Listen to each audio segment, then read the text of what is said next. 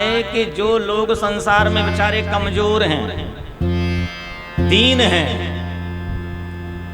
किसी गरीब को कोई बहुत ताकत वाला मनुष्य परेशान कर रहा है, उसको मार रहा है, धमका रहा है? और वहां से क्षत्रिय जा रहा है, तो क्षत्रिय का धर्म है उसको ताड़ने वाले को, धमकाने वाले को दंड देना। ये वर्णाश्रम धर्म है। अब तो भैया वर्णाश्रम धर्म का उल्टा सब फायदा उठाते हैं। बढ़िया पद मिल जाए, बढ़िया प्रतिष्ठा मिल जाए, बढ़िया समाज में उसकी चले, पहुंच हो ऊंची, तो वो पहले अपना काम बनाते हैं। गरीब गुरबे जो लोग होते हैं ना, जो बेचारे दीन होते हैं, उनको तो साइड में धक्का दे के छोड़ते हैं, हटो भाई तुम कुछ काम के नहीं। उनकी कोई नहीं सुनता है।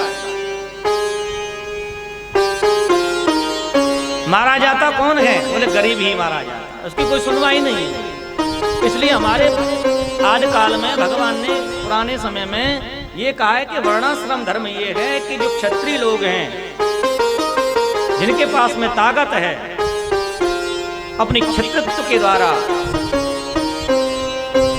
जो दीन लोग हैं, कमजोर हैं, जो किसी के सताए जा रहे हैं, उनकी सहायता करना, उनको बचाना, ये क्षत्रियों का धर्म है। लेकिन क्षत्रिय आजकल कैसे बन गए हैं? किसी गरीब को ही दवा धमका करके उनकी जगह पर बैठ जाते हैं। कुछ पैसा दिया लो, आजकल ऐसा हो रहा है। भाई गरीब है, कोई बेचारा कमजोर आदमी है, पैसे की आवश्यकता पड़ी, 1,50,000 रुपए किसी बीमारी में इत्यादि मांगने गया, भैया मेरे को दे दो, दे दूंगा, ब्याज दे दूंगा, अगला कहता चल ले जा। बेचारे पे नहीं दिए गए तो बोले तू मेरी जगह को अपने नाम, मेरे नाम कर दे, और थोड़े से पैसे दे दा करके उसकी जगह को ले लेते हैं और कहते हैं जा तू अब। आजकल तो भाई ऐसे ही लोग रह गए। धर्म ये नहीं कहता, अरे क्षत्रिय का धर्म तो कहता है कि भैया कमजोर जो व्यक्ति है, बेचारा गरीब है, दुखी है, उसका सहयोग करो, उसकी सहायता करो। इसलिए सभी अपने अपने धर्मों से गिरते जा रहे हैं, और धर्मों के गिरने के बाद में संसार में ये ऐसी एक दृष्टि हो गई है, ऐसी सृष्टि हमको दिखाई दे रही है, और जगत में हमको सब कुछ चारों तरफ दुखी दुख नजर आता है। अपना अपन भाईचारा कहीं नजर नहीं आता।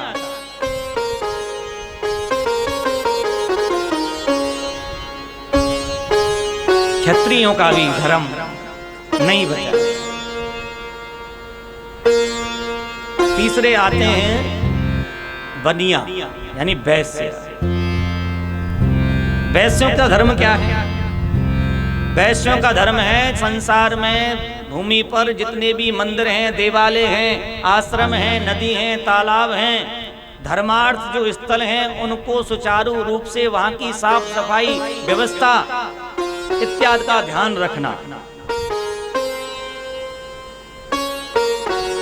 चाहे कोई छोटी है व्यवस्था या बड़ी है, जैसा भगवान ने जिसको दिया है, यानी कि सामाजिक स्थलों पर अपने कमाए हुए धन का वहां पर शुद्ध स्थान पर जाकर के वहां लगाना। मंदिर, देवालय, गौशाला, शमशान भूमि, जितने भी सामाजिक स्थल हैं, वहां पर अपने धन का दान करो। अपने धन का गरीबों में भोजन इत्यादि का सेवा में लगा। क्योंकि भगवान ने कहा है कि जो वैश्य लोग हैं उनके पास में लक्ष्मी की कृपा ज्यादा होती है। बोलिए भक्त वत्सल भगवान की, क्योंकि इनके पास में लक्ष्मी टिक सकती है। ये भगवान का आशीर्वाद है। पंडित जी चाहे रात और दिन कितना भी शादी विवाह और भजन पूजा पाठ करते घूमे, लेकिन पंडित जी घूमते ही रहेंगे। उनका ये बैग थैला भरने में नहीं आएगा। और आप सोचते हैं हे भगवान, पंडित जी तो मंदिर में भी कमा लेते हैं, बाहर से भी कमा के आ जाते हैं, इनके क्या खर्चे हैं। बहुत पूर्वक सोचते हैं, लेकिन भैया ऐसा नहीं है। ये संसार की ऐसी माया है कि इनको पहले से श्राप लगे पड़े हैं ब्राह्मणों को।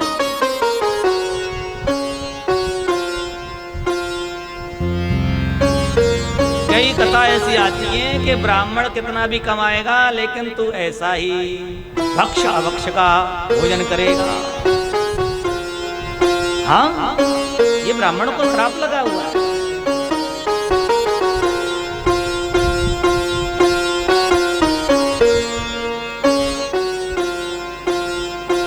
अग्रम बुद्धि बाणिया,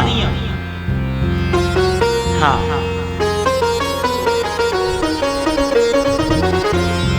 अग्रम बुद्धि बाणिया और मध्यम बुद्धि जा,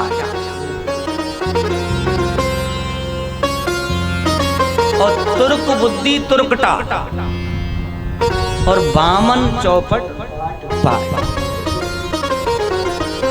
भैया जो बनिया वाली बुद्धि है ना, वो बनिया बुद्धि से ही पैसा कमता है। बोली वृंदावन बांके बिहारी लाल। इसलिए बाजारों में हमारे सेठ जी कितने बैठे हैं, सबका अपना चल रहा है, ये भगवान का आशीर्वाद है। इसलिए वैश्य से आते हैं वर्णाश्रम धर्म में, तो वर्णाश्रम धर्म बनियों के लिए, वैश्यों के लिए कहा है तुम अपने धन का सदुपयोग करिए। लेकिन ऐसी बात नहीं है। आजकल बहुत हमारे भारतवर्ष में क्या जगह जगह से अपनी सेवा सब कर रहे हैं। बनियों का आजकल खूब बोलबाला, ऐसी बात है। बोली वृंदावन बांके बिहारी लाल। और वर्णाश्रम धर्म में कहा गया है, चौथे नंबर पे आते हैं शूद्र। शूद्रों का क्या धर्म है? शूद्रों का धर्म बताया है, सेवा कथा रस महो नितराम। बोले शूद्रों का धर्म सेवा भाव बताया है। सेवा कैसी? जो हमारे आगंतुक महोदय हैं, ब्राह्मण हों चाहे कोई सम्मानीय लोग हों या कोई धर्म का स्थल हो, जहां भी कोई ऐसी स्थान की सीमा हो जहां पर जाकर के उनको सेवा करनी चाहिए, क्योंकि सेवा भगवान ने उनके लिए बताई है और सेवा से उनका काम बन जाएगा। अपने अपने धर्मों में अपने धर्म के अनुसार जो कार्य करता है, अपनी रुचि के अनुसार उसमें काम करता है, तो उसका उस कार्य से ही कल्याण हो जाता है और उसको अलग अलग काम करने की जरूरत नहीं पड़ती। अब भैया एक काम से किसका काम चलता नहीं, ये काम कर लें, वो काम कर लें, ऐसा कर लें, वैसा कर लें, मन भटकता रहता है। लेकिन शूद्रों की क्या सत्ता हो गई है? शूद्र चाहते हैं कि भाई सेवा करने का हमारा अब मन नहीं है, बहुत सेवा कर ली। कल काल जब आएगा, रामायण में लिखा है ना कि शूद्र ही गद्दी के मालिक हो जाएंगे, हैं? गद्दी पे बैठेंगे, प्रवचन करेंगे, व्याख्यान करेंगे। तो देख लो आजकल हमको कई जगह से सुनने को मिल जाता है, जो इस व्यास गद्दी पर बैठने के अधिकारी नहीं है, वो इस पर बैठ करके प्रवचन कर रहे हैं।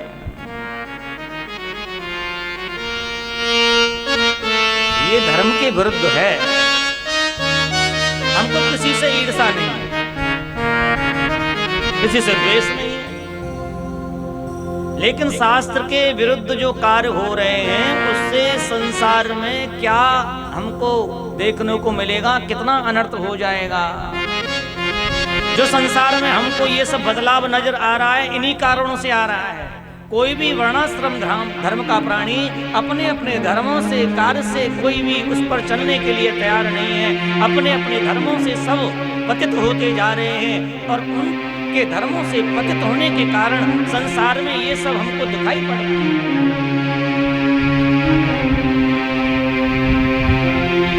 जगह जगह भागवत कथा, सत्संग, अनेक पुराणों से महापुरुष लोग प्रवचन कथा के माध्यम से कह रहे हैं, लेकिन कुछ समय के लिए हमारी मति को समझ में आता है, लेकिन फिर संसार सागर में हम ऐसे संसार में लिप्त हो जाते हैं कि इन सब बातों का कोई ध्यान ही नहीं रहता।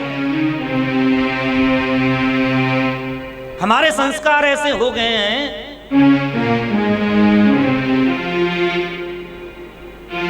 तो जाति धर्म का वर्ण का कोई भेद ही नहीं रहा। बोलिए भक्त वत्सल भगवान की।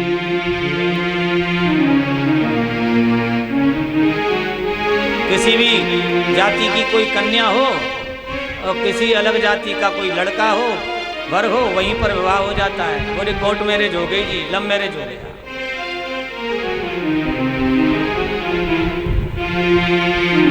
इससे क्या होगी? बोले इससे वर्ण संकरता फैलती है,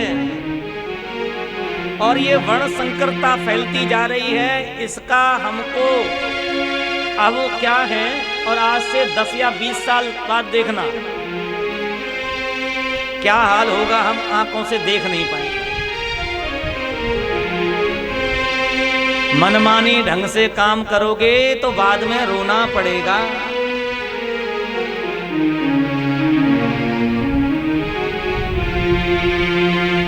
माँ बाप की इच्छा नहीं है, दादी दादा की इच्छा नहीं है, लेकिन बच्चों की इच्छा से कार्य हो, और वो मने भी करते हैं तो उनकी कोई बात सुनता नहीं है। और अंत में जब क्या होता है कि बच्चे कुछ काम बिगड़ते हैं तो फिर रोते हैं, तो दुख सबसे ज्यादा दादी दादा को और माँ बाप को होता है।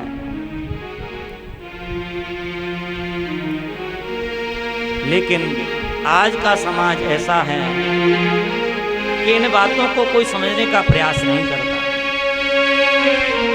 इसलिए हमको भागवत कथा, सत्संग, हमारे सनातन धर्म के जितने भी ग्रंथ हैं, हमारे आजकल जितने भी उपदेशकर्ता ब्राह्मण संत हैं, वैष्णव हैं, बस एक बात कहते हैं कि स वै पुंसां परो धर्म यतो भक्तिर्ध्योक्यजे अहेतुक्या प्रतिहिता आत्मा संप्रसीदति। अरे अपने अपने धर्म को समझते हुए, अपने अपने धर्म को करते हुए ऐसा कर्म करो जो बाद में हमको रोना नहीं पड़े।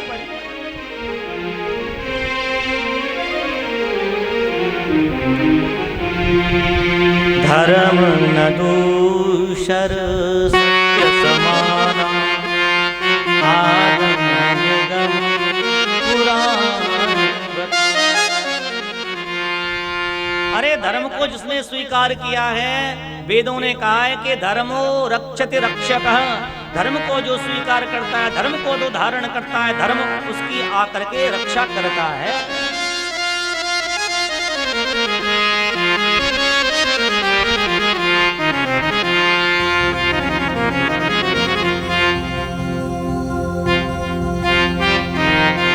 आचार्यो प्रभु धर्म। कहते हैं कि धर्म की परिभाषा क्या है, परम धर्म क्या है।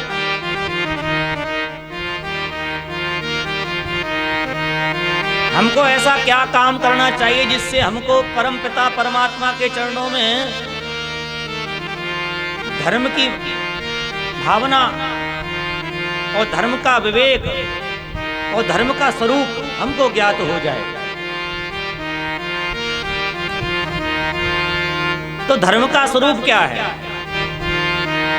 धर्म का स्वरूप यही है जो शास्त्रों में हमारी बात हमको बताई गई है, जो हमारे माँ बाप हमारे को सही रास्ता बता करके उन पर चलने के लिए हमको कहते हैं, और शास्त्रों के अनुसार, माता पिता के कहे के अनुसार हम उनकी बातों पर चलते हैं, और किसी भी छोटे से लेकर के बड़े तक अपनी वाणी से किसी को दुख नहीं देते, हम सबका सम्मान करते हैं। बोलिए धर्म का पहला लक्षण है, धर्म का स्वरूप है।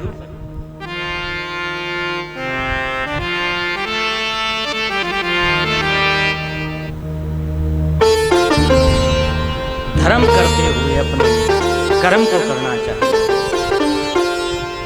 सा वै पुंसां परो धर्मः। और कहते हैं धर्म करते करते भक्ति प्रकट होती है। धर्म होगा, निर्मलता होगी, पवित्रता होगी, शीलता होगी, दया होगी, तो ये सब अच्छे गुण आकर के जब हमारे हृदय में विद्यमान हो जाते हैं तो फिर भक्ति महारानी अपने आप प्रकट होती है। और भक्ति जब प्रकट होती है तो भगवान को आना पड़ता है।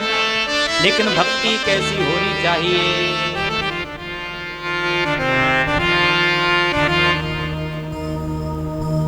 भक्ति कैसी होनी चाहिए?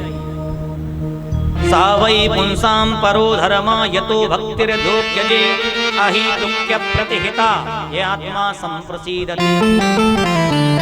हमारी भक्ति अहितुकी होनी चाहिए। अहितुकी का मतलब निष्काम भक्ति, सकाम भाव की भक्ति। सकाम भाव की जो भक्ति होती है वो हमको बांधती है।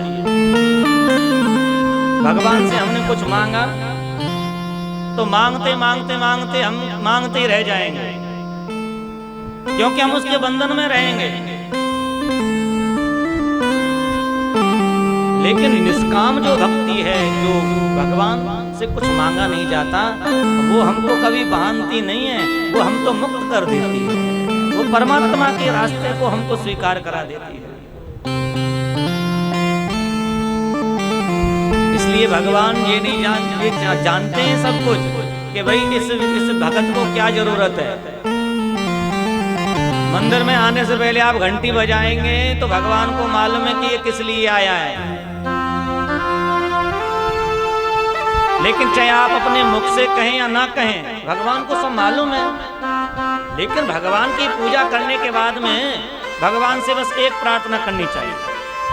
आपने भगवान को जल चढ़ाया, दूध चढ़ाया, पंचामृत चढ़ाया, चंदन लगाया, फल फूल इत्यादि सब षोडश विधि से पूजन किया। लेकिन बाद में जब भगवान से प्रार्थना की तो भगवान से क्या प्रार्थना करनी चाहिए?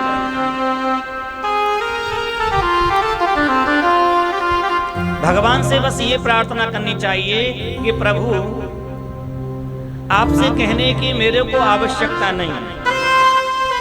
आपको पता है कि मैं कितना पापी हूँ, मैं कितना अधमी हूँ, मैं कितना मूर्ख हूँ, मैं कोई ज्ञानी नहीं हूँ।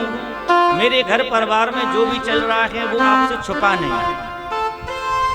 और मेरे कार्य कौन से बिगड़ रहे हैं, कौन से बनने हैं, प्रभु को आप ही जाने। और आप भी उनको ठीक करने वाले हैं, आप भी बनाने वाले हैं। और प्रभु जो करना है वो आपको करना है। अगर मैं आपसे कहूं कि मेरा काम हो जाए तो ये मेरी मूर्खता होगी। कृपा तो ठाकुर जी आपकी तब होगी। बस मैंने आपके चरणों में अर्जी लगा दी, अब आपको करना क्या है? जो आप करेंगे उसी से मेरा कल्याण होगा, वही मेरे लिए सद्मार्ग होगा। अरे जीवन में कष्ट आए, जीवन में हमारे कितने भी परेशानियां आ जाएं, क्या भगवान से कहने पर वो दूर हो सकती हैं? सब परेशानियां दूर नहीं होती, सब कष्ट दूर नहीं होते, क्योंकि भोगेन पुण्यम कुशलेन पापम। अरे पूर्व काल में, पूर्व जन्म में आपने जो कर्म किए हैं उनको तो भोगना ही पड़ेगा। उनको कौन भोगेगा? दिया कर्म किया है तो भोगना पड़ेगा। इसलिए भगवान के मंदिर में जाकर के कहीं भी आप जाएं, प्रभु मैं बड़ा दीन हूँ, बड़ा पापी हूँ, बड़ा मूर्ख हूँ, कर्म मैंने जो किए हैं उनको भोगना है। लेकिन मेरी मति, मेरी रति, मेरा मन केवल प्रभु भगवत में होए। मेरा मन आपके चरणों में हो, मेरे से कोई गलत कार्य ना हो, किसी का अपमान ना हो। इस मनुष्य जीवन में आकर के मेरा मन केवल कल्याण के लिए प्रेरित हो जाए। ऐसे भाव हमारे अंदर जब आएंगे तो मानव जीवन का आनंद हमको स्वयं प्राप्त होने लग जाएगा।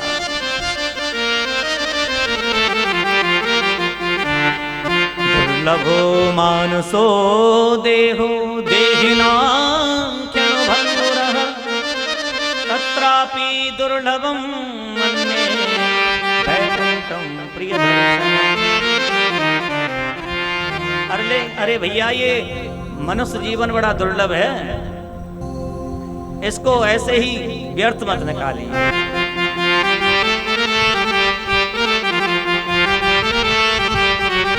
गाने का मन है क्या? बोली वृंदावन बांके बिहारी लाल की जय। कोई बात नहीं, गा लेते हैं। बड़ा पुराना भजन है, बड़ा अच्छा है।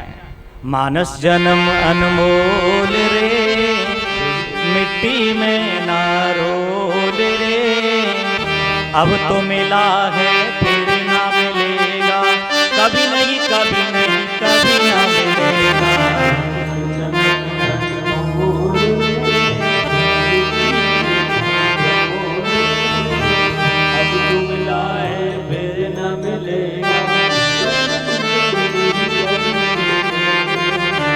जन्म अनमोल रे, मिट्टी में ना रोल रे, अब तो मिला है फिर ना मिलेगा, कभी नहीं कभी नहीं कभी ना मिलेगा।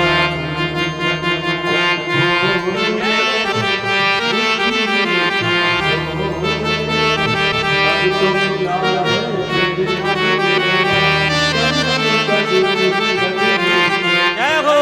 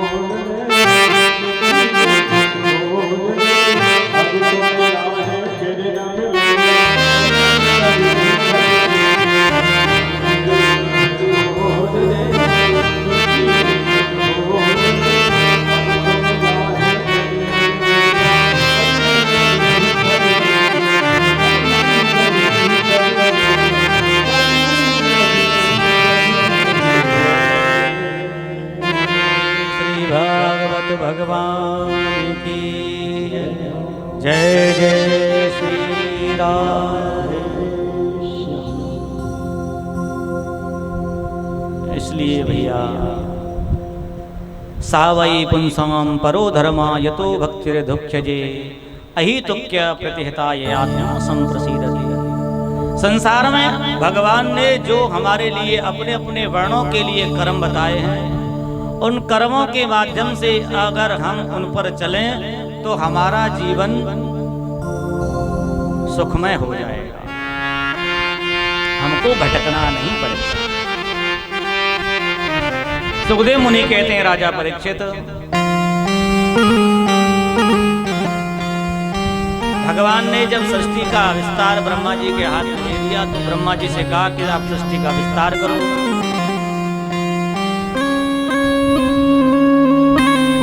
ब्रह्मा बाबा ने कहा कि महाराज सृष्टि का विस्तार तो यहाँ पर जल ही जल है और जल में कैसे सृष्टि का विस्तार होगा। तो बोले कि जब भूमि नहीं रहेगी, धरा नहीं रहेगी, तो संसार में विस्तार कैसे होगा।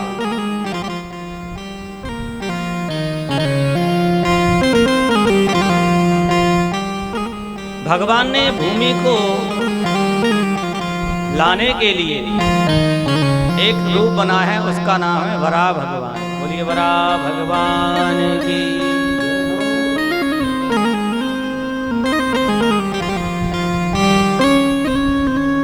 भगवान वराह सूकर रूप लेकर के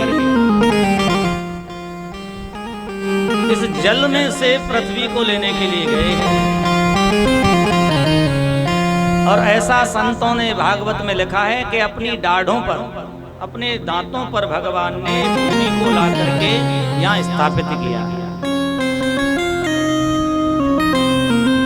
और जब ये भूमि जब भगवान ने स्थापित की, अनेक प्रकार का युद्ध भगवान का हुआ है, अनेक तरह के राक्षस भगवान ने अपने इस तेज के माध्यम से परास्त किए। बलिम हरिश्चा लोकपाल किरीटलोके पतंग पीठ ततश्च देवर्यवतां विलंघ्य यदग्ने निदारे। इस भागवत जी में अलग अलग संवाद प्रारंभ हुए हैं। तृतीय स्कंद में कथा का दर्शन पांडवों का भी आया है। यदा तु राजान सुस्तान साधून पुष्पण्य धर्मण्य विनस्य दृष्टि है। यहां पर आया है कि जब पांडवों का युद्ध चल रहा था तो युद्ध से पूर्व दुर्योधन के लिए ये कहा गया था कि भाई दुर्योधन पांडवों के लिए आप कुछ भूमि दे दीजिए। तो ये दुर्योधन ने मना कर दिया था, बिना युद्ध के एक सुई की नोक के बराबर भूमि नहीं मिलेगी। ये सब दुर्योधन की बातें। लेकिन बात इतनी बढ़ती गई थी कि अंत में भगवान को शांति दूत बनकर के आना पड़ा। लेकिन शांति दूत बनकर के भगवान आए, लेकिन कोई बात नहीं।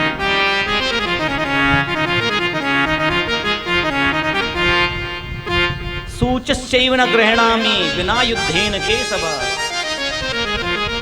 हे केशव, बिना युद्ध के सुई की नोक की बराबर जगह नहीं मिलेगी। ये दुर्योधन की बात थी। महाभारत का युद्ध हुआ और युद्ध में अनेक योद्धा मारे गए। ये कथा विस्तार से आप सबको मालूम है। ये प्रथम स्कंद में ही इसका वर्णन आया है।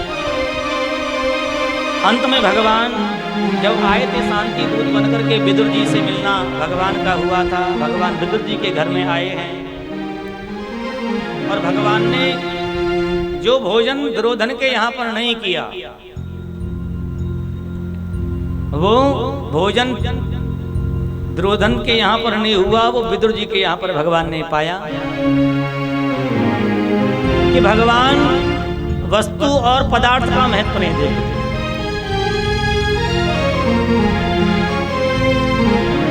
भोजन कब किया जाता है, भोजन कब करना चाहिए और कब किया जाता है?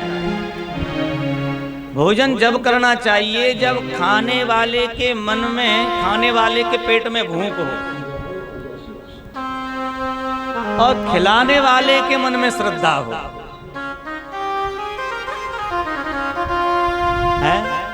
बहुत लोगों की आदत होती है, हाँ जी क्या लोगे?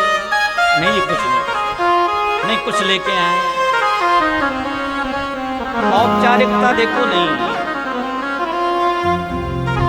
हम अपनी बात नहीं कह रहे, आप समझे कि पंडित जी अपने ऊपर रख कर कह रहे हैं, ये समाज की बात कह रहे हैं। क्योंकि हम अपनी बात कहेंगे तो आपको लगेगा कि अच्छा नहीं लगेगा, लेकिन हमारे रिश्तेदार नातेदार भाई आते रहते हैं घर परिवार में, तो सबसे पहले कि भैया ये नहीं कि क्या लेके आए, ये तो बेकार की बात होगी। क्या लेके नहीं आए, सबसे पहले तो जो व्यक्ति आए हैं उनको प्रेम से अपनी वाणी का ऐसा रस प्रदान करो कि वो आते ही किसी भी टेंशन में आए हों, किसी परेशानी में आए हों, धूप में आए हों, पसीने में आए हों, ऐसी वाणी बोल दो कि उसका मन शांत हो जाए। आओ जी बैठो बैठो जी, बड़े परेशान आए हो, तो उसको बड़ा अच्छा लगेगा। और बिना कहे जल लेके आना चाहिए। फिर उनसे पूछने की जरूरत नहीं क्या आप भोजन करेंगे, बोले वो देखो जो खाने वाला व्यक्ति होता है उसका पता चल जाता है कि ये भोजन खाएगा या नहीं, और देखो खिलाने वाले को पता चल जाए कि इसको भूख है, लेकिन सोचता है कि भैया भोजन खाने का इनका मन नहीं है, हमारा खिलाने का मन नहीं है, तो पूछ भर लें बस इतना ही बहुत है? बोलिए भक्त वत्सल भगवान की। मैया जो होती है ना, अपना लाला जो होता है उसको पता होता है कि ये भूखा रो रहा है कि ये वैसे ही परेशान कर रहा है मेरे को। बाप होता है उसको पता है कि मेरा बच्चा झूठ बोल रहा है कि ये सही बोल रहा है, सब पता होता है। तो भैया ये अंदर के भाव होते हैं, हम छुपा नहीं सकते। जगत में परमात्मा ने जिन चीजों के लिए शास्त्र में नियम संयम ये बताए गए वो अपने आप प्रकट हो जाते हैं, इनको कहा नहीं जा सकता।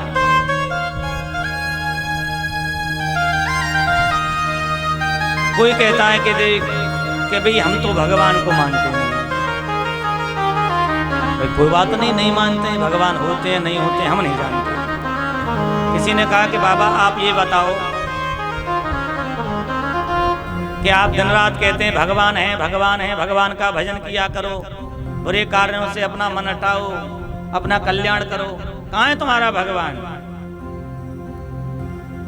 अरे देखो आजकल वैज्ञानिक युग है, वैज्ञानिक युग में हमको सामने एग्जाम्पल के रूप में हमको दिखाना पड़ता है, प्रत्यक्ष दिखाइए कि भगवान है तो हम माने।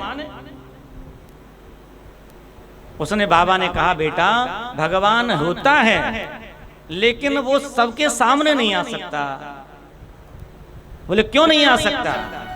बोले नहीं आ सकता। बोले तो हम नहीं मानते भगवान होता है।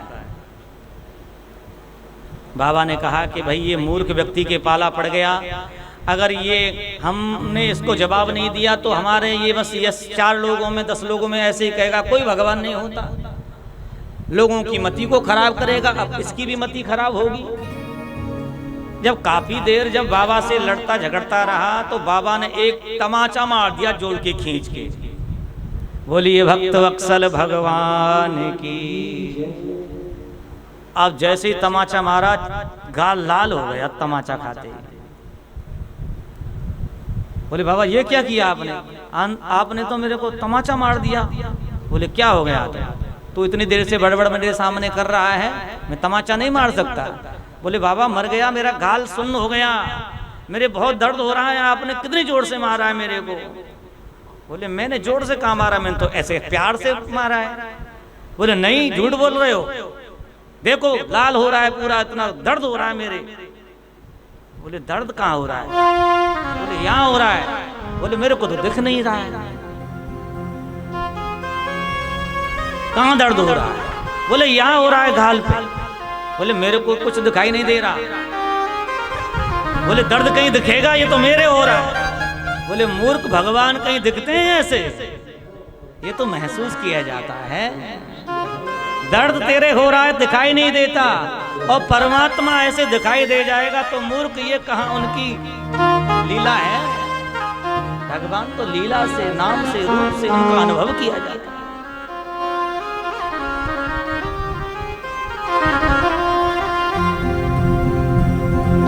तो कहते हैं भगवान वरा ने भूमि को ला करके स्थापित किया, सृष्टि का वर्णन हुआ। सृष्टि पर अनेक प्रकार की सृष्टि उत्पन्न की भगवान ने, ब्रह्मा बाबा ने भूत प्रेतों को किया, और अंत में जाकर के मनुष्य रूपा के द्वारा मानवीय सृष्टि को पैदा किया। इसमें ही भगवान ब्रह्मा के द्वारा छाया से कर्दम जी का प्रादुर्भाव हुआ। कर्दम का अर्थ होता है जिसने अपनी इंद्रियों का दमन कर लिया है, वो कर्दम है। सुखदेव मुनि कहते हैं, राजा परीक्षित, भगवान ने अनेक लीलाओं के माध्यम से संसार के कल्याण के लिए अनेक लीलाएं भगवान ने की। सुखदेव जी कहते हैं क्योंकि भगवान जब आए थे विदुर जी के यहाँ पर, तो उन्होंने उपदेश किया था और कहा था कि आपका मिलना मैत्रेय जी से होगा तो आपको पूरा ज्ञान प्राप्त हो जाएगा। आगे कथा के माध्यम से ये प्रश्न आता है कि सुखाय कर्माणि करोति लोको नाते सुखम वै वान्य तुपार अरंबा। संसार में जो भी हम कर्म करते हैं सुख की कामना को लेके करते हैं, लेकिन हमको सबसे सुख नहीं मिलता है। सब कामों से हमको सुख मिल जाता है? नहीं मिलता। इसलिए भैया हमको कर्म अपने करने हैं। सुख दुख जो मिलेगा वो कर्म के माध्यम से आज नहीं तो आगे हमको मिलेगा, वो बेकार जाने वाला नहीं है आपका। आप सोचते हैं कि जी हमने तो खूब भजन किया, घर में बैठे बैठे 10-10, 20-20, 50-50 मालाएं सुबह से शाम तक कर ली, लेकिन घर में हाय हाय हुई होती रहती है, कोई भजन काम नहीं आ रहा। हम तो भजन हमारा बेकार ही जा रहा है। बेकार नहीं जा रहा, आप अपना नियम भजन करते रहिए, उसका परिणाम अंत में क्या होगा वो ठाकुर जी जाने, और आपके अनुभव में भी वो आ जाएगा।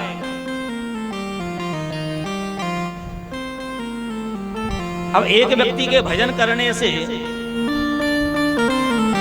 बात नहीं बनती। बोली वृंदावन बांके बिहारी लाल। नियम ऐसा होना चाहिए कि छोटी मोटी पूजा पाठ, नियम संयम घर वालों को सबको ही करनी चाहिए। अब एक आदमी जिम्मेदारी पूरी ले तो कितना उस पर जोड़ रहेगा, बहुत ज्यादा वजन रहेगा, और थोड़ा बांट बांट करके काम करेंगे तो कितना बढ़िया हो जाएगा। कहने की बात यह है कि पूरे परिवार को, घर को अपने कुछ ना कुछ नियम बनाने चाहिए। बच्चों को बढ़िया सेवा पूजा में लगाना चाहिए, हैं? सासू जी को भी कुछ सेवा पूजा करते रहना चाहिए। और तो और अगर सासू जी बहू जी आ गई हैं, सारा काम संभाल रही हैं, तो बहू तो अपना काम संभाल ही रही है, सासू जी को अपनी कभी कभी माला झोली हाथ में जरूर ले लेनी चाहिए। बोली वृंदावन बांके बिहारी लाल। बोले क्यों? बोले एक दिन तो वैसे शौक में ले लेंगे, दूसरे दिन ध्यान ही नहीं रहा, फिर तीसरे दिन ध्यान आया, अरे आज भजन कर रहे हैं। धीरे धीरे जब ऐसे आप करते रहेंगे ना तो आपका मन बन जाएगा, फिर 2-4-5 माला आप कर ही लेंगे। और जब 2-4 माला आपकी होने लग जाएंगी, फिर आपका मन लगेगा कि भाई आज माला नहीं हुई, तो भगवान का नाम ले लें। भगवान कहते हैं कि तू मेरे लिए एक बार समय निकालेगा, तो भगवान अपने आप समय निकलवा लेते हैं। जब नियम बन जाता है तो आपका नाम भी पूरा हो जाएगा। और ये सब देखते देखते हमारे बच्चों में संस्कार पैदा होते हैं। बड़े लोगों को वो काम करने चाहिए जो छोटे बच्चों में, परिवार में सुंदर संस्कार पैदा हों। यही हमको भागवत धर्म सिखाता है, यही हमारा धर्म है। बोलिए भागवत भगवान की। आगे वर्णन आता है, निशम्य कौसाबिणोप्यवर्णिता हरे कथा कारण सुकरात्मनः पुनः सप्रपच्छ ततमुज्जलिनः चाति तृप्तो विरोधतव्रतः। दिति का गर्भाधान संस्कार हुआ है और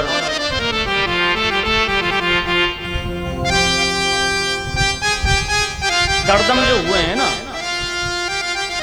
इनके आगे चल करके सृष्टि का वर्णन भगवान के विचार में मन में आया। तो बोले जब सृष्टि आगे बढ़ेगी तो कर्दम जी का विवाह होना चाहिए।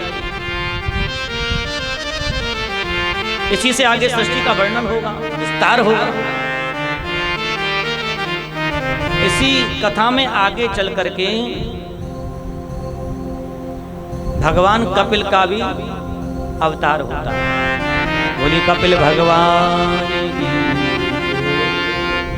कर्दम जी जब तपस्या कर रहे थे तो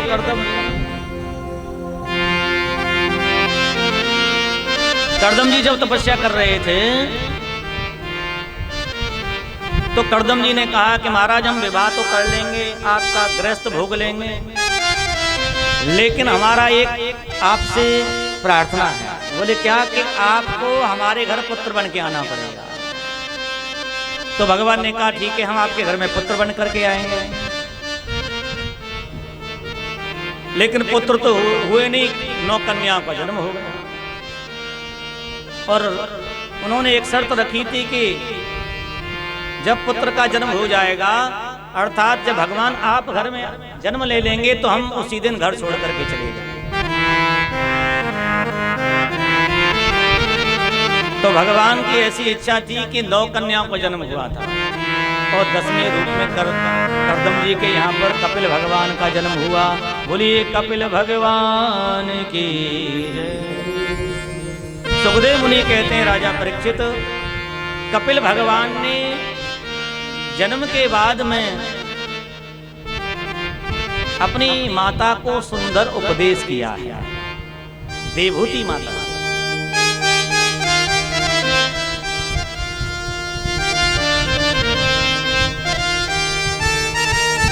भगवान कपिल का जो अवतार हुआ है वो भगवान का ही स्वरूप है, उन्हीं का अवतार है। कितना सुंदर उपदेश भगवान ने दिया है। मन एव मनुष्याणां बंधनं कारण मोक्षयोः। माँ ने प्रश्न किया कि बेटा कपिल, बंधन किसका होता है? बंधन आत्मा का होता है या मन का होता है? तो भगवान ने कहा माँ, आत्मा का कोई बंधन नहीं होता, बंधन तो केवल मन का होता है। अरे इसी मन से हम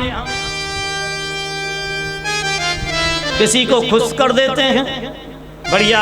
किसी को ला करके सासू जी के लिए बहू बहुत बढ़िया कोई कपड़ा ले आए, साड़ी ले आए, वस्त्र ले आए, तो सासू जी देखो मैं आपके लिए लेके आई हूँ। तो बहू ने सास को खुश कर दिया। बोले वाह बहू, आज तो तुम मेरे पे बरस रही है। बोलिए भक्त वत्सल भगवान की।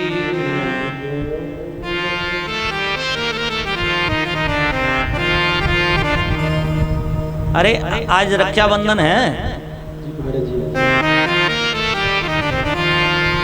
रक्षाबंधन का मतलब क्या है? बोली वृंदावन बांके बिहारी लाल। ये रक्षाबंधन कब से प्रारंभ हुआ आपको मालूम है कि नहीं? किस किस को मालूम है? हाथ खड़ा करो। हे भगवान, देखो जो त्योहार होते हैं ना उनका मालूम तो होना चाहिए। देखो बहुत बढ़िया समय पर ये कथा चल रही है, कम से कम थोड़ा सा जरूर दर्शन कराते हैं, ज्यादा विस्तार से नहीं। ये आगे कथा वैसे विस्तार से आएगी, लेकिन मैं रक्षाबंधन के बारे में आपको बता रहा हूं कि ये बहन भाई का त्योहार माना गया है। अब ये बहन भाई का त्योहार क्यों माना गया है? कहते हैं कि जब भगवान, जो राजा बलि थे ना, राजा बलि ने अपने प्रताप से सभी देवताओं का जो भी राजकाज था, इंद्र वरुण सबको स्वर्ग से भगा दिया था। स्वर्ग से जब भगा दिया था तो देवताओं की कामना की पूर्ति के लिए भगवान वामन रूप प्रकट उनका हुआ था, वामन रूप लेकर के आए थे। और जहां पर राजा जो बलि था वो बहुत दानी था, क्योंकि कोई भी ब्राह्मण महापुरुष जाकर के राजा बलि के यहां से खाली नहीं लौटता था। तो राजा की भूमि को 3 पग में ही मांग लिया था, संकल्प कर दिया था राजा बलि ने। जब 2 पग में सब कुछ मांग लिया, पृथ्वी आकाश स्वर्ग सब ले लिया, तो तीसरी पग के लिए जगह नहीं बची। तो राजा बलि ने कहा महाराज तीसरा पग मेरे सर पर रख दीजिए। तो भगवान ने कहा कि राजा बलि, मैं तो तेरे को छलने के लिए आया था, लेकिन तेरे इस समर्पण ने तो मेरे को ही छल लिया। तू क्या मांगना चाहता? मैं तेरे से बड़ा प्रसन्न हूं। तो बलि ने कहा महाराज एक रूप से आज से आप मेरे यहां विराजमान रहें, क्योंकि मैं भी कर्म करता हुआ आपका दर्शन करता रहूं। बोले बलि चिंता मत करो, आज से हम आपके यहाँ एक रूप से रहेंगे। अब एक रूप से का भगवान वहीं विराजमान हुए, वहीं रहने लगे। अब क्षीर सागर में लक्ष्मी माँ कहती हैं कि मेरे स्वामी नारायण कहाँ चले गए? समय कई दिन व्यतीत हो गए, पता नहीं। नारद जी घूमते घूमते पहुंचे, माता जी प्रणाम, क्या बात है, क्यों उदास बैठी हो? बोले नारद जी प्रणाम, आपके स्वामी नारायण भगवान कहाँ हैं? बोले आपको मालूम नहीं है? बोले नहीं। तो नारद जी ने विस्तार पूर्वक माता लक्ष्मी को सारी बात कही कि आपके पति राजा बलि के यहाँ पर बैठे हुए हैं द्वारपाल बन के। तब लक्ष्मी माँ ने कहा कि मेरे स्वामी को मेरे को लेके आना चाहिए, क्योंकि भक्त की रक्षा के लिए, भक्त के वचन के लिए भगवान तो वहां बंध गए, अब वहां से आए कैसे? तो माता लक्ष्मी आज रक्षाबंधन यानी कि आज पूर्णमासी के दिन, श्रावण पूर्णमासी के दिन राजा बलि के घर गई भेष बदल के,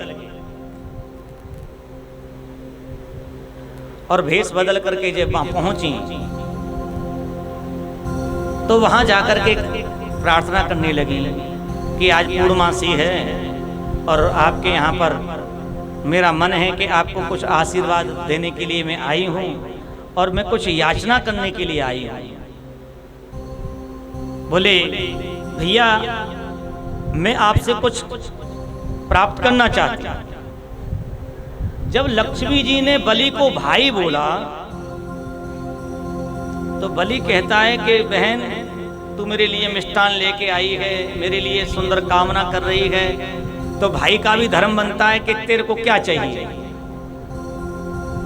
रक्षा सूत्र लेकर के पहले तो बलि के हाथ में लक्ष्मी जी ने बांधा कि भैया मैं तुम्हारी लंबी उम्र की कामना करती हूँ। तब से ये मंत्र चलाया ना, ब्राह्मण बोलते हैं ये न बद्धो बलि राजा दानवेंद्रो महाबल तैन त्वा बदनामी रक्षे माचल। ये रक्षा सूत्र है? कोई भी विपत्ति, कोई भी कठिनाई तुम्हारे जीवन में ना आए, तुम्हारी आयु लंबी हो, तुम्हारा सब मंगलमय हो, ऐसी लक्ष्मी जी ने बलि के लिए कामना की तो बलि बड़े प्रसन्न हुए। बहन, तुमने मेरे को इतना बढ़िया सौभाग्य मेरा है कि ये रक्षा सूत्र बांधा है, आपको क्या चाहिए? तो ने कहा भैया आप दे दोगे? बोले हाँ बिल्कुल बहन, जो तू मांगेगी। बोले आपके घर में मेरे स्वामी नारायण बैठे हैं, आप उनको दे दीजिए। बोलिए भक्त वत्सल भगवान। तब मालूम हुआ कि तो लक्ष्मी जी हैं और भगवान नारायण के साथ में लक्ष्मी माँ क्षीर सागर के लिए प्रस्थान कर गई। तो ये तब से ये रक्षाबंधन चला है बहन भाई का। बहन भाई की लंबी उम्र की कामना करती है, मंगल कामना करती है और कहती है कि भैया तेरे जीवन में कोई कष्ट नहीं आए, तेरे सब घर में मंगल हुए, तेरा काम धंधा अच्छा चले, यही हमारे संसार के सब अच्छे काम होते हैं। तो रक्षाबंधन का यही मतलब है, इसलिए हम रक्षाबंधन मनाते हैं। बोलिए वृंदावन बांके बिहारी लाल।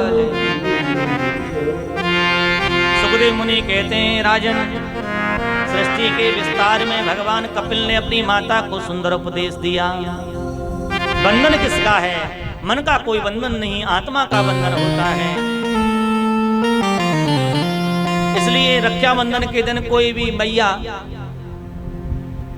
या बहू बढ़िया सुंदर साड़ी लेकर के अपने सासू जी को दे तो सासू जी बड़ी खुश हो जाएंगी। कहां से लाई है? बोले कि ये मेरी मम्मी जी ने आपके लिए दी है। तो सासू जी को बड़ी खुशी होगी, वाह बहन, जा बेटी बहू, तूने तो देखो तू रक्षाबंधन भी मनाया ही और तेरी माँ ने मेरे लिए उपहार भी भेजा है, साड़ी भेजी है। तो सासू जी भी खुश हो गई। देखो सासू जी तो बेचारी जा नहीं रही, बुढ़ापा आ गया, भाई बहनों के इतने जाना आना नहीं रहा। इसलिए जो बहुएं होती हैं ना, वो त्योहारों पर सासू जी को खुश करती रहती है और करना भी चाहिए। अरे जब वो जवान रहती हैं, नवयुवक रहती हैं, तो वो भी जाती थी अपने भाई के लिए त्योहार पर, फल प्रसाद मीठा लेकर के त्योहारों पर। अब उनका शरीर काम नहीं करता और वहां भी इतनी रुचि नहीं रही, माँ बाप नहीं रहे, तो भैया बहुओं को अपने बुजुर्गों का ध्यान रखना चाहिए। कुछ भी लेके आएंगे ना खुशी खुशी, तो उनको भी खुशी हो जाएगी, उनका भी रक्षाबंधन बन जाएगा, त्योहार बन जाएगा। बोलिए भक्त वत्सल भगवान की। ऐसे भाव हमारे होने चाहिए। किसी को खुश करना ये बहुत बड़ी बात है। सामने वाला व्यक्ति खुश हो जाए, समझ लो कि भगवान प्रसन्न हो गए। ऐसे भाव हमारे होने चाहिए, क्योंकि प्राणी मात्र के हृदय में भगवान ही है। ईश्वरीम सर्वभूतानाम ताम यो प्रवेशियम। भगवान सूक्ष्म रूप से सभी प्राणियों के अंदर है, चाहे वो कोई भी हो। हमारे बुजुर्ग खुश हो गए तो सब खुश हो गए, सब आनंद हो गया। बोली वृंदावन बांके बिहारी लाल। भगवान कपिल ने अपनी माता को सुंदर उपदेश दिया और उपदेश करते करते अनेक प्रकार से माता को समझाया, और समझा करके जब माँ को पूरा ज्ञान हो गया तो जो देवहूति थी वो भगवान के कपिल के ज्ञान उपदेश को सुन करके और एक वो नदी के रूप में परिणत हो गई। बोलिए कपिल भगवान की जय।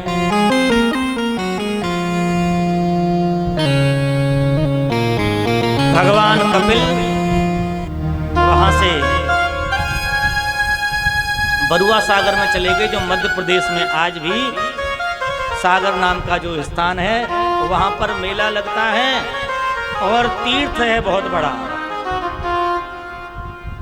वहां पर स्नान करने के लिए सब जाते हैं। बोली वृंदावन बांके बिहारी लाल। सुखदेव मुनि कहते हैं राजा परीक्षित, अनेक तत्वों का वर्णन किया है, भक्ति मुक्ति के बारे में बताया है, भगवान के दर्शन और भक्ति के बारे में दर्शन कराया है, भगवान की भक्ति के बारे में बताया है, भगवान के हमको कैसे दर्शन करने चाहिए उसके बारे में कहा है कि हासम हरेर वनिता खिले लोक तीव्र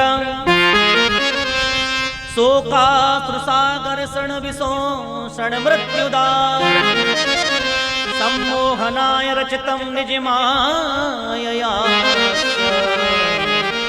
भ्रूमण्डलं मुनिकृते मकरध्वजस्य। अरे भगवान की कृपा हमारे ऊपर कब होगी? बोले कि जब हम मंदिर में जाएं तो भगवान के दर्शन कैसे हमको करने चाहिए?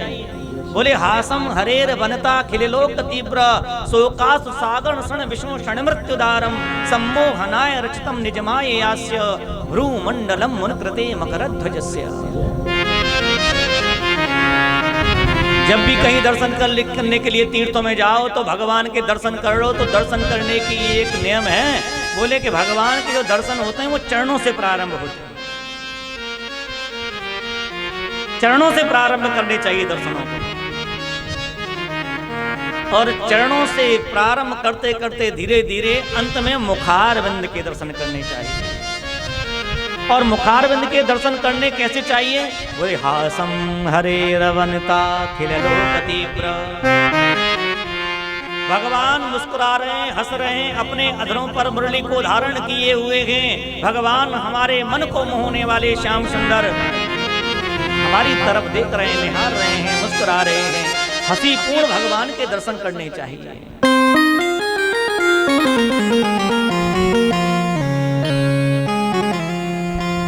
लेकिन दर्शन करने के लिए हम कहाँ जाते हैं? बस मंदिर में घूम फिर करके घंटी बजा के आ जाते हैं। ऐसे एक लोटा लिया, बोले शंकर भगवान। कहाँ किसके पास में समय है?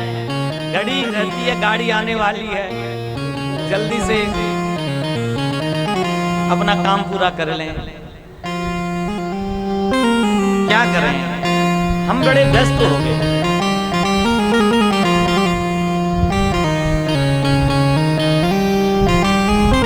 भगवान के दर्शन करो, ऐसे दर्शन करो। हासम हरोर वनता खिलोक तीव्र।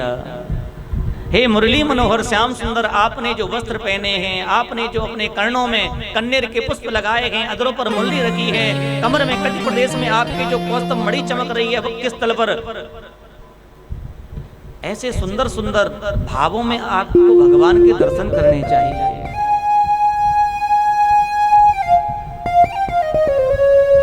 हमको तो मंदिर में रह करके देखते रहते हैं, इसलिए हम कहते हैं और कहना चाहिए, भगवान की पूजा मन से तो कभी भी कर लो। बोली वृंदावन बांके बिहारी लाल। मन से तो भगवान की पूजा कभी भी कर लो। चारपाई में बैठे बैठे भी कर लो, घर में भोजन बनाते बनाते भी कर लो, झाड़ू लगाते लगाते भी कर लो, क्योंकि ये मन की पूजा हो गई। गोपियों की पूजा ऐसी चलती रहती थी।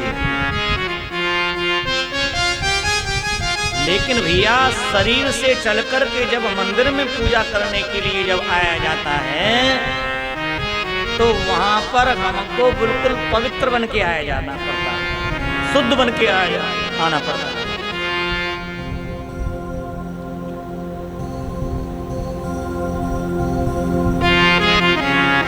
मन के पाप और मन के ताप ये भगवान के चिंतन से दूर हो जाते हैं, भागवत की कथा से दूर हो जाते हैं, संत महापुरुषों के गुरु के वचनों से दूर हो जाते हैं। लेकिन शरीर के जो दोष हैं वो किससे दूर होंगे? भाई मन के ताप संताप तो हमारे सत्संग से हो जाएंगे, गुरु वचनों से हो जाएंगे, कथा से हो जाएंगे। लेकिन शरीर के जो दोष बने हैं वो बोले कि वो तो शुद्ध पवित्र स्नान से ही दूर होंगे। अरे गंगा में स्नान करते हैं, हर हर गंगे हर हर गंगे, तो कहते हैं ना अब हम गंगा स्नान हो गए, पवित्र हो गए। अरे शुद्ध स्वच्छ साफ वस्त्र धारण कर लिए, पुराने उतार के रख दिए, धुले हुए साफ शुद्ध वस्त्र पहन लिए, तो कहते हैं कि अब साफ शुद्ध वस्त्र हो गए।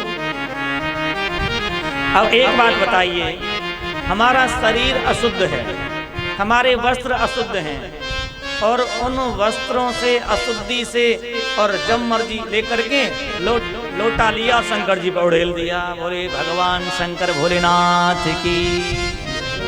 मेरा मन ये कहने का है कि हम पूजा करें, ऐसी पूजा करें जो हमको हमारे जीवन में कुछ उसका लाभ हो।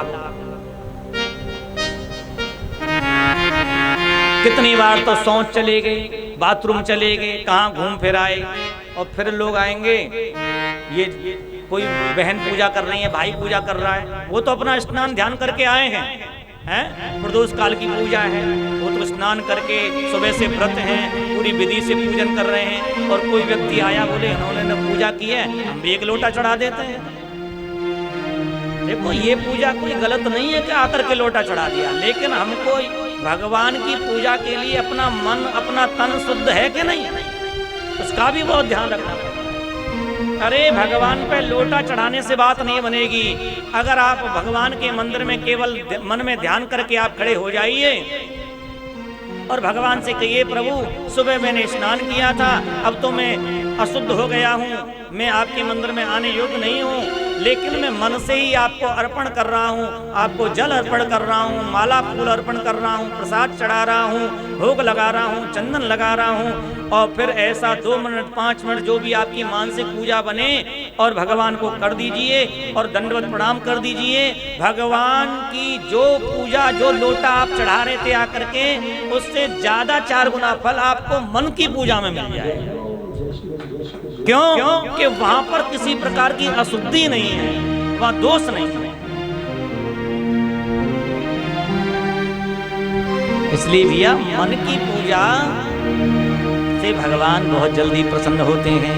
मन हमारा तो कहीं अंत है, चंदन लगा रहे हैं, घर की तरफ ध्यान है, कहीं घर पे जो कड़ी चढ़ रही है बहू देखेगी नहीं कि निकल नहीं जाए, जल्दी से जल्दी चंदन लगा करके फूल माला चढ़ा करके और जल्दी घर पहुंच जाए। कहीं नौकर आकर के कुछ सामान ना उठा के ले जाए, कहीं ऐसा नहीं कि जो नौकरानी जो काम वाली आई ये कुछ सामान नहीं उठा के नहीं ले जाए, हैं? ऐसी पूजा से तो हमारी क्रिया जरूर हो रही है लेकिन मन नहीं है। लेकिन वहां क्रिया की आवश्यकता नहीं है, वहां मन की आवश्यकता है।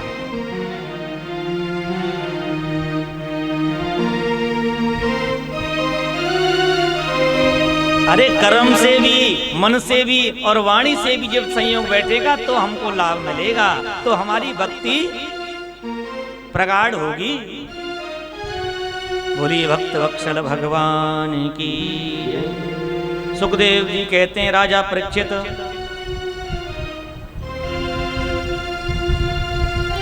इस भूमि धरा पर भगवान ने लीलाओं के माध्यम से अनेक प्रकार के अपने स्वरूपों का वर्णन किया है। बोलिए वृंदावन बांके बिहारी लाल की।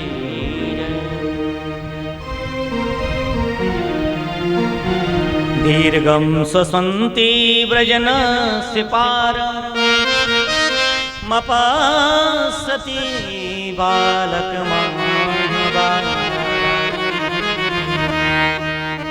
प्रियो व्रतोत्तान पादो सतरूपा सुतौ वासुदेवस्य कलया रक्षाया।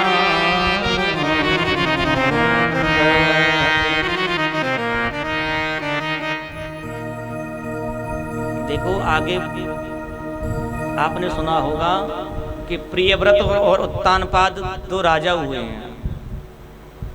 आकुति, देवहूति, प्रसूति, ये 3 कन्याएं, और प्रियव्रत और उत्तानपाद।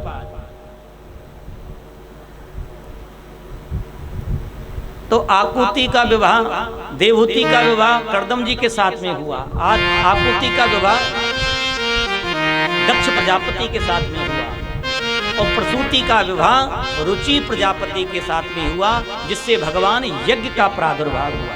बोलिए यज्ञ भगवान की।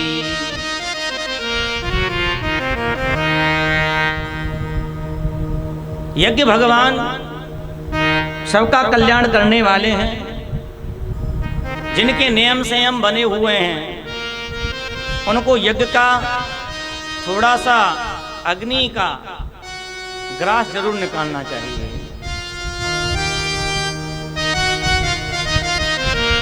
पंच यज्ञों में अग्नि के अंदर ग्रास डालने का नित्य का नियम है। अब ये सब नियम खत्म हो गए, अब तो बस बातें ही बातें रह गई हैं। अब ये दोबारा से कब शुरू हो पाएंगे नहीं हो पाएंगे कोई पता नहीं। पहले घर में चूल्हे पे पहली रोटी बनती थी गाय के लिए, बढ़िया चौका लग जाता था नहा धो करके, हैं? अग्नि जलती है, अग्नि में थोड़ा सा चीनी का शक्कर का दाना लिया, घी रखा और उसमें अग्निदेव का भोग लग जाता था और वो रोटी गाय के लिए चली जाती थी। कितनी हमारी धन की उसकी अन्न की शुद्धि हो जाती थी।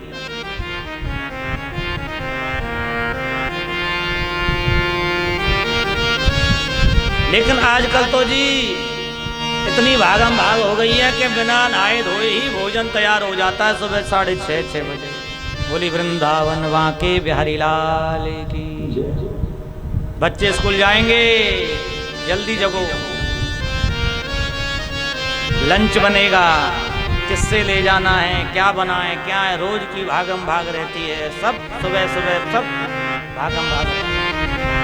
क्यों जी, ये पहले जो पढ़ाई थी, पहले भी बढ़ चढ़ करके लोग बड़े बड़े जज बन गए हैं और बड़े बड़े डॉक्टर बन गए, आज सत्ता को संभालने वाले। लेकिन आजकल के बच्चे पढ़ पढ़ करके बेचारे अपने पागल हो रहे हैं, आत्महत्या कर रहे हैं। क्या हुआ जी? बोले नंबर कम आए थे बच्चे के तो ऊपर से छलांग लगा दी, आत्महत्या कर लिया। लेकिन पहले भाई आज से 20 साल 50 साल पहले कोई पढ़ने वाला नहीं ऐसे आत्महत्या करता था। बताओ कोई एक भी ऐसा याद हो कि पढ़ा नहीं था वो तो मर गया, वो फेल हो गया तो मर गया। क्यों कि पहले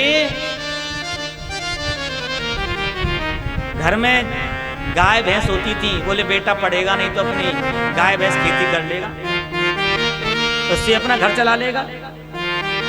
और पहले तो हम अपनी कहें, अरे हम भी कोई ज्यादा पढ़ने लिखने में होशियार नहीं थे। बोली वृंदावन वांके बिहारी लाल की। तो हम जब पढ़ने नहीं जाते थे जैसे पढ़ना चाहिए, तो हमको हमारे पिताजी डांटते थे, फटकारते, कभी कभी लगा दे भी थे। तो हमारी माँ को अच्छा नहीं लगता था। बोले रहने दो, आप इसको डांटते रहते हैं, मारते रहते हैं, अरे पढ़ेगा तो पढ़ जाएगा, नहीं तो हमारा छोरा भैंस चरा लेगा। बोले वृंदावन वांके बिहारी लाल की। खेत कर ले, अरे पहले खेती होती थी, अरे पढ़ेगा लिखेगा नहीं तो इसके लिए कुछ व्यवस्था कर देंगे, खेती कर लेगा, ट्रैक्टर ला देंगे, बुकी ला लेंगे, अपना कर लेगा। यही पहले मती होती थी लोगों को। लेकिन ये बात ठीक है, आज के जमाने में उतनी जमीन नहीं रही, खेती भी नहीं रही। लेकिन कहने का मतलब ये नहीं है कि हम पढ़ाई लिखाई में हमारा अव्वल स्थान नहीं आया तो हम आत्महत्या कर रहे हैं। वो आत्महत्या करने के भाव क्यों पैदा हो रहे हैं कि जो सुबह सुबह लंच बन करके तैयार हो रहा है, 10 साल से 15 साल से 20 साल से खाते जा रहे हैं, उस लंच के अंदर, उस भोजन के अंदर कोई संस्कार नहीं है, उससे सहनशीलता नहीं है, उसमें शुद्धि नहीं है, उसमें किसी प्रकार का कोई गहराई नहीं है जो किसी बात को समझने के लिए उसको सहन कर सके। अरे अच्छे संस्कारों से ये अंतर का अंतर हृदय पर शुद्ध होता है, आत्मविश्वास बढ़ता है, आत्मबल मिलता है। हमारा अंदर का देह आत्मबल कमजोर पड़ गया है, किसी प्रकार की कोई भी बात हम सुन लें तो 2 मिनट में तड़ाक से जवाब मिल जाता है, सहन शक्ति खत्म हो गई है। भैया भोजन का बहुत बड़ा प्रभाव रहता है। कथा सुन करके हम आ जाएं 4 घंटे 5 घंटे सुन जाएं, कथाओं से काम नहीं चलेगा। कथा सुनने का मतलब ये है कि कुछ ना कुछ हमारे घर में परिवर्तन आना चाहिए। हमारी संतान के लिए हम ऐसा कर्म करें जो हमारे बच्चों में हमें देखने के लिए मिले। ये कथा सुनने का फल है। अब 3 घंटे 4 घंटे आप यहाँ पर अपना भगवान के सामने नाच लें, गा लें, थोड़ा सा भक्ति का आनंद ले लें, भगवान में आपका मन हो जाए, बहुत अच्छी बात है। लेकिन सबसे बड़ी अच्छी बात यह है कि जीवन को संभालने के लिए सुंदर संस्कारों की आवश्यकता है। और वो संस्कार हमारे सब पिछड़ते जा रहे हैं। बोलिए भक्त वत्सल भगवान की। सुखदेव मुनि जी कहते हैं, राजा परीक्षित, प्रियव्रतो उत्तानपादो, प्रियव्रत जी की कथा आगे आएगी, लेकिन उत्तानपाद के नाम के एक राजा रहते हैं और उत्तानपाद महाराज के यहाँ पर ध्रुव जी का जन्म होता है। ये कथा आप सब जानते हैं।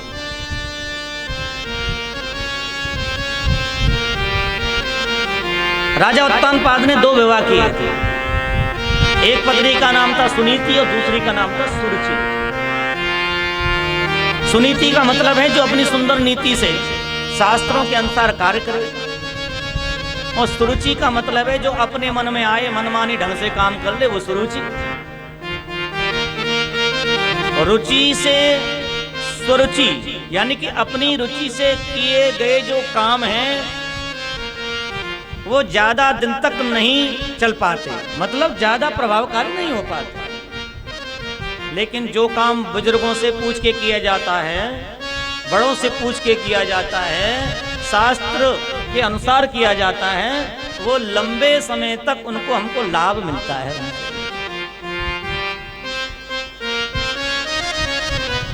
देखो, ठीक है, आप अपनी बुद्धि से खूब अच्छा काम करेंगे,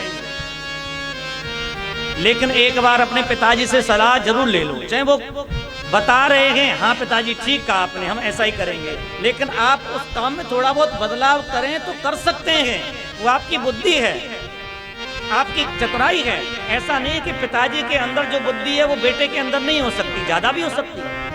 लेकिन पिताजी से, मैया से अपने सलाह लेकर के उनको बहुत खुशी होगी। ये बात है सबसे बड़ी। लेकिन समझते हैं हम सब कि माँ बाप को क्या पता, आज का नया जमाना है, ये क्या जानते हैं। हमारे कामों में परेशानियां क्यों आती हैं? इतना जी बड़ा हमने प्लांट लगाया था, लाखों 50 लाखों रुपए लगा दिए जी, फेल हो गया काम, चला नहीं। पंडित जी कोई ग्रह खराब है, शनि की दशा चल रही है, जब भी कोई काम करते हैं बनता ही नहीं। फैक्ट्री लगाई थी दवाइयों की, वो भी फेल हो गई। और क्या करें जी, सोडा लगाया था जलजीरे का, वो भी फेल हो गया। गर्मियों में तो उसका सीजन होता है, वो भी नहीं चला, लॉस हो। मुहूर्त बढ़िया दिखवाया था पंडित जी आपसे, पूजा भी बढ़िया तरह से कराई थी, आपको खुश कर दिया था। लोग कहते हैं ना, पंडित जी हमारा बढ़िया चकाचक मुहूर्त कर दो, आपको खुश कर देंगे। देखो, कोई भी ब्राह्मण को कोई खुश नहीं कर सकता। अगर आपको कोई ब्राह्मण को खुश करना है वो ठीक है, आपकी भाव है, लेकिन खुश करना है तो सबसे पहले अपने माँ बाप को खुश करो भैया, भगवान को प्रसन्न करो, आशीर्वाद पहले उनसे लेना चाहिए। मुहूर्त का मतलब है कि पहले माँ बाप से सलाह करो, फिर मुहूर्त दिखवाओ, और फिर काम को एक बार में इतना पैसा नहीं लगाना चाहिए, थोड़ा थोड़ा उसमें अपना योगदान करना चाहिए। अब पैसा हमारे पास में तो ऐसा नहीं कि पूरा एक साथ ही लगा करके हम पैसे वाले हो जाएं। जीवन में सबसे महत्वपूर्ण बात कोई पैसे की नहीं होती, जो पैसा ही कमाना होता है। मेहनत से थोड़ा थोड़ा आप करेंगे तो भगवान भी उसमें साथ देते हैं, और एक साथ हम पैसे वाले बन जाएं ये मुश्किल बात है।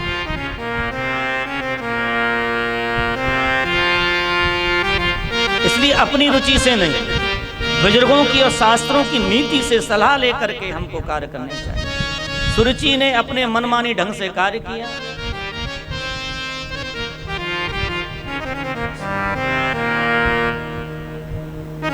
जब 2 पत्नियां हो गईं, तो सुरुचि जब आ गई तो राजा को सुरुचि ने कहा कि ये कौन है?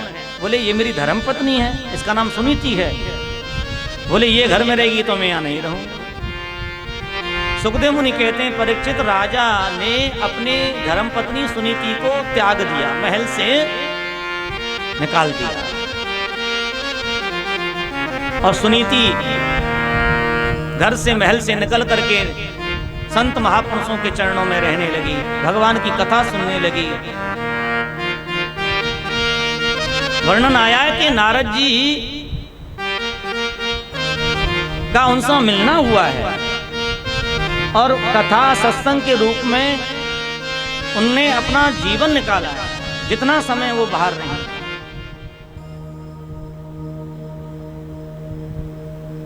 देखो समय आने के बाद में, क्योंकि सुनीति जब घर से गई तो गर्भवती थी,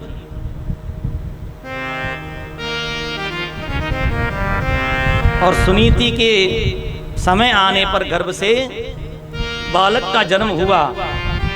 उस बालक का नाम है ध्रुवजी महाराज। बोलिए ध्रुवजी महाराज की, भक्त वत्सल भगवान की।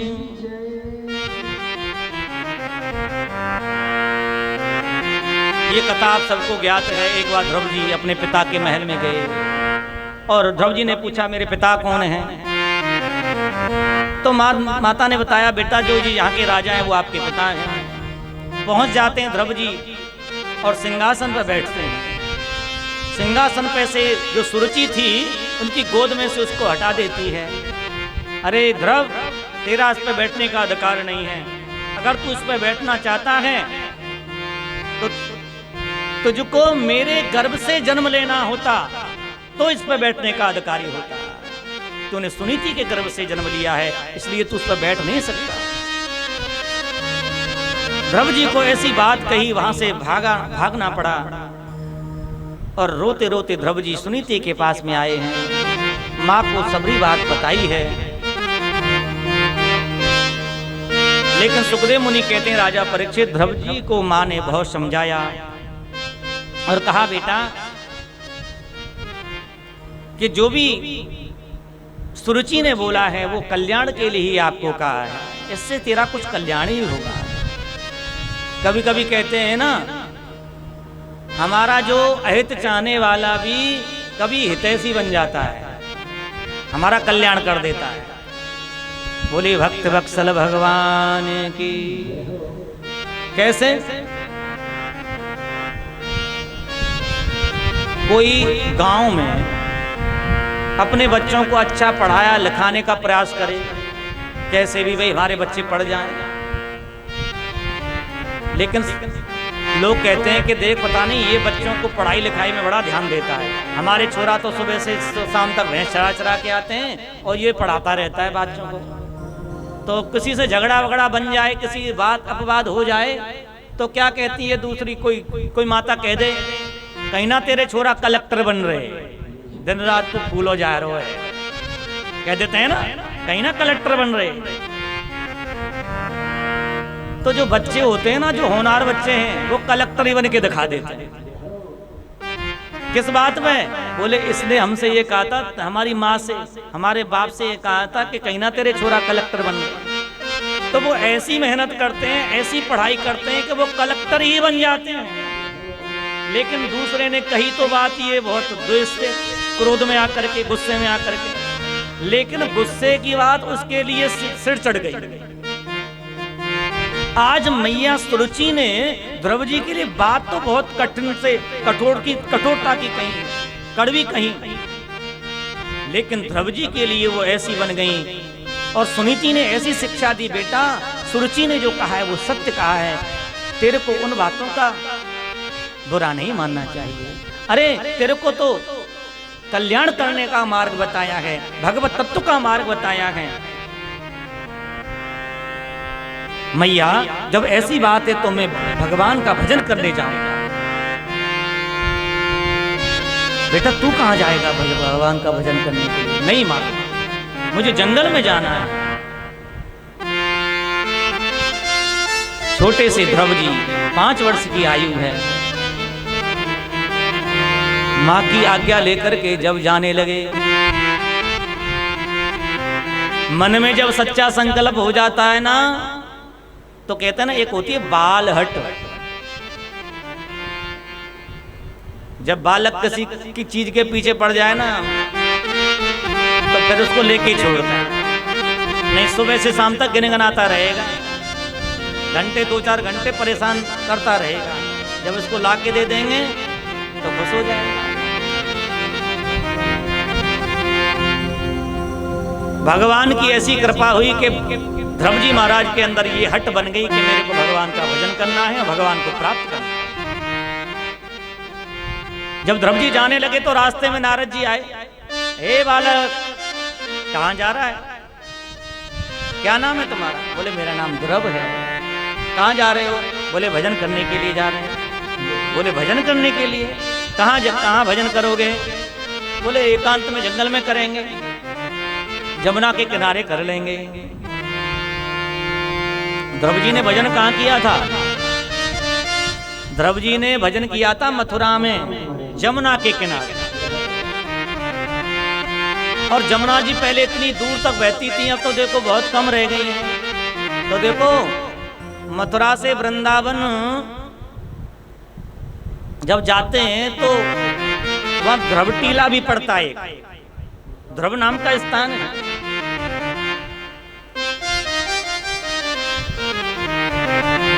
जिस जिस स्थान का महत्व होता है वहां का नाम अपने आप ही पड़ जाता है।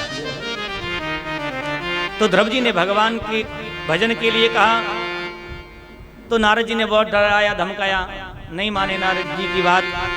बोले नहीं महाराज, मेरे को तो जाना है, भगवान का भजन करना है। और भगवान का भजन करने के लिए ध्रुव जी को नारद जी ने मंत्र दे दिया, द्वादक्षर मंत्र, यानी कि ध्रुव जी को गुरु जी मिल गए। बोलिए भक्त वत्सल भगवान, गुरु के रूप में नारद जी को प्राप्त हुए। अंत में भगवान का भजन ध्रुव जी महाराज ने किया। इतना भगवान का ध्यान किया, इतना भजन किया, अंत में भगवान के ध्रुव जी को दर्शन हुए। बोलिए भक्त वत्सल भगवान की।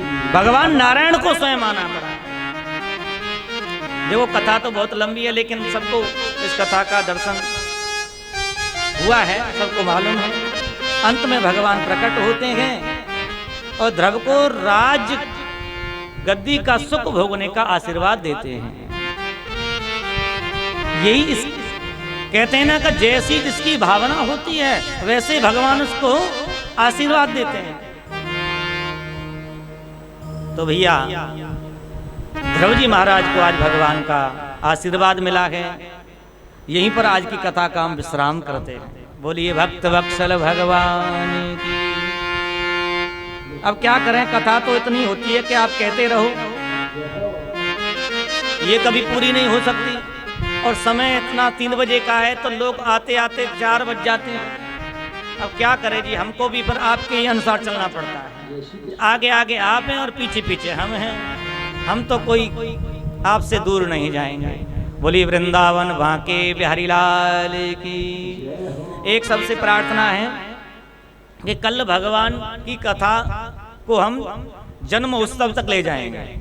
कथा तो बहुत है, अभी चतुर्स्कंध में प्रवेश हुआ है, लेकिन कथा की ऐसी सबका मन होता है, महिमा होती है कि भी चौथे दिन मेरे कन्हैया का जन्म हो जाए। अगर ऐसे ही अगर कन्हैया का हम जन्म नहीं करें कल, तो कथा तो पूरी भी नहीं हो पाएगी 7 दिन में। तो पहुंचना तो हमको पड़ेगा वहां तक। जैसे भी दर्शन हम कथा का कराएंगे। और कल भैया कन्हैया का जन्म होगा, खूब भगवान का उत्सव मनाएंगे, प्रेम भाव से माँ कन्वेश्वरी का भोग लगाएंगे। और जो भी भगवान के चरणों में अपना प्रसाद लेके आए वो जरूर लेके आओ, क्योंकि कुछ फल फूल लेके आते हैं ना। देखो एक नियम है कथा का, हमारे ब्रज में हमारे जितनी भी कथाएं होती है ना, तो माताएं बहनें चाहे एक फल लेके आए, ये तुलसी दल लेके आए, वो लेके जरूर आती हैं। तो यहाँ पे भी आप लेके आती हैं, बताते हैं तब, अरे वो प्रसाद होता है, बाद में आपको मिल जाए, आरती के बाद यहाँ से प्रसाद मिल जाए, तुलसी दल मिल जाए। तो ये कथा की एक बहुत बड़ी महानता होती है। प्रसाद के रूप में भगवान की कथा का हमको प्रसाद मिला, हमारे अंदर जाएगा, हमारे अंदर क्या बदलाव करेगा, उस प्रसाद की महिमा रहती है।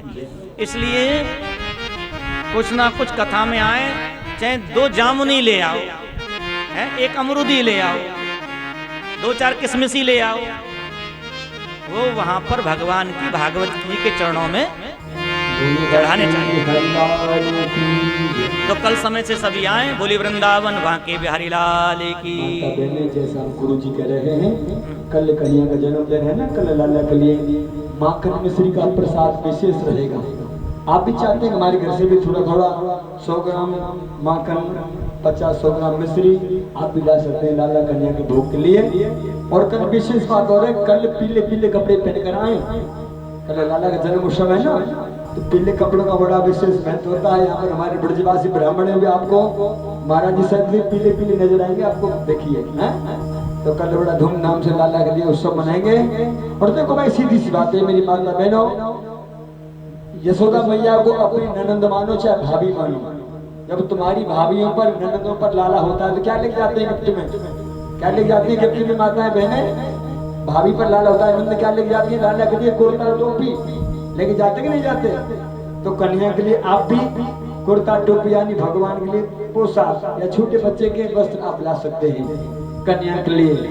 कल लाला का बर्थडे है ना, भगवान के लिए बंसी है, मुकुट है, और छोटे छोटे बच्चों के खेल खिलौने आप लाए बधाइयों के लिए। टोपियां हैं, नंद घर आनंद गो जय कन्हैया लाल की। तो ये जय कन्हैया लाल की तभी होगी जब आप लोग थोड़ा थोड़ा बधाई देकर आएंगे घर से, बहुत आनंद आएगा। कल लाला का जन्मोत्सव हम लोग यहाँ पर बड़े ही धूमधाम से मनाएंगे। और देखो भागवत जी की 108 परिक्रमा होती है, मैंने कल भी बताया, किसी ने की नहीं की, नहीं करी किसी ने परिक्रमा 108 नहीं करी। हे भगवान, गिरिराज महाराज वृंदावन से साक्षात तुम्हारे यहाँ पर आए हुए हैं।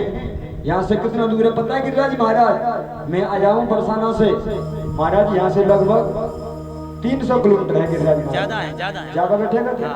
लगभग 350 बैठ जाए, 250। तो गुरुग्राम से तुम्हारा ये हिसार है महाराज जी, 350 किलोमीटर कम से कम बैठेगा। देखो इतना दूर से चलकर गिरिराज महाराज तुम्हारे हिसार में और इस फ्लैट में आए हुए हैं। तो इसकी 108 परिक्रमा करें। 108 परिक्रमा कुछ गिन करके, किशमिश है, बादाम है, मुनक्का है, टोपियां हैं, चना चनौरी, कुछ भी गिन करके, गिनती के लिए 108 गिन करके परिक्रमा करने पर गिरिराज महाराज जी की एक परिक्रमा का फल प्राप्त होता है। और परिक्रमा करने का भी रीजन होता है, परिक्रमा क्यों करें, कैसे करें, बता दूं आज आपको। 1 मिनट और लो महाराज जी से, क्योंकि यहाँ पर जगह भी है परिक्रमा करने के लिए। देखिए, जो भक्त चाहते हैं, मातृशक्ति कोई बच्चा नहीं होता है, अभी तक कई साल हो गए शादी को, कोई लड़का लड़की नहीं हुआ है, वह फल प्राप्ति चाहते हैं, फल चाहते हैं ना, गोदी में फल आए हमारी में, वह 108 फलों से परिक्रमा करें शास्त्री जी। इस ग्रंथ की 108 फल, मौसमी फल है, आजकल केला है, अमरूद है, और महाराज अंगूर है। और हम आपसे कहते हैं कि 108 आप पपीता लेकर आए तो बहुत कुछ महाराज, एक आध ठेला लाने पड़ेगा नहीं, छोटे छोटे फल, मौसमी फल। जो माता बहने पुत्र प्राप्ति के लिए 108 परिक्रमा करना चाहती है, वह 108 फलों से परिक्रमा करें। और जो माता बहने लक्ष्मी प्राप्ति के लिए, धन प्राप्ति के लिए परिक्रमा करना चाहते हैं, वह 108 रुपए से परिक्रमा करें इस ग्रंथ की। और जो माता बहने सुख समृद्धि चाहती है, अपने बच्चों की विद्या प्राप्ति के लिए परिक्रमा करना चाहते हैं, वह 108 कोई भी ड्राई फ्रूट गिन करके, बादाम, किशमिश, मुनक्का वगैरह इत्यादि, इससे परिक्रमा करें। और जो भक्त चाहते हैं मैं कुछ नहीं चाहिए, मैं तो भगवान की भक्ति चाहिए ठाकुर जी की, वह 108 तुलसी की माला से परिक्रमा करें इस ग्रंथ की, ठीक है ना। तीन परिक्रमा करने का विधान होता है, मैंने बताया आपको। 3 दिन हो चुके हैं, 4 दिन शेष और है। गिरिराज महाराज साक्षात यहाँ पर आए हुए हैं, हमारे ब्रजवासी ब्राह्मण हैं। आप 4 दिन में 1 दिन, 2 दिन, 4 दिन जो भी करना चाहे परिक्रमा करें। सुबह लगभग 10 बजे ये शटर खुल जाता है यहाँ पर, इस हॉल का महाराज जैसे है ना, 10 बजे से पहले बताना, उसके बाद ही खुलता है शटर यहाँ का। तो 1 घंटे में आप यहाँ पर परिक्रमा कर लेंगे। गिरिराज जी की परिक्रमा कम से कम तुमसे लगेगी 7 घंटे में, 8 घंटे में, क्योंकि 21 किलोमीटर की है ये, तो मात्र 1 घंटे में आप 108 फेरी कर लेंगे। तो इसी के साथ आचार्य श्री आरती करें। आज्ञा अभ्यास गादी से आज्ञा है। और आगामी जो है, जो भी कल धूमधाम से यहाँ पर कल ही वामन भगवान का प्रसंग भी महाराज जी आपको सूक्ष्म सुनाएंगे और विस्तार से भगवान कृष्ण कन्हैया का जन्मोत्सव तो लाला के लिए बधाई, टोपी, मखाने, लाला के लिए खेल खिलौने इत्यादि मां कन्याश्री का प्रसाद सभी माता बहनें लेकर आए। देखिए प्रत्येक साल अपने लीलाधर शास्त्री जी महाराज जी माता बहनों को श्रीमद् भागवत कथा का अनुष्ठान यहाँ पर करते हैं। कितनी सौभाग्य की बात है, जो इतना आनंद आता है। सावन के महीने में महाराज जी ने आपको कृतार्थ करने के लिए भैया जी ये श्रीमद् भागवत कथा रसपान आपको करा रहे हैं। इससे बड़ा सौभाग्य और क्या होगा। आचार्य श्री आरती आरंभ। हरि ओम ओम ज्वालामालिन्यै नमः रत्नेश्वर्य नमः सर्वोपचारार्थी गन्धाक्षतं पुष्पाणि समर्पयामि। अधर धर मोरे निकलिया आरती की कन्हैया, अधर धर मोरे निकलिया आरती की कन्हैया, अधर धर मोरे निकलिया आरती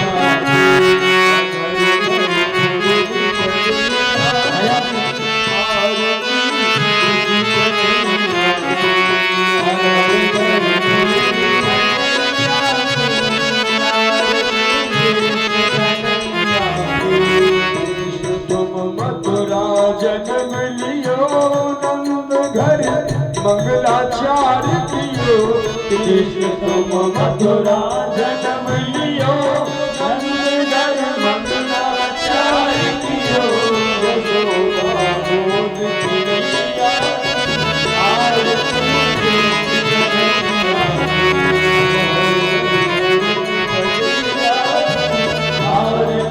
कृष्ण कन्हैया।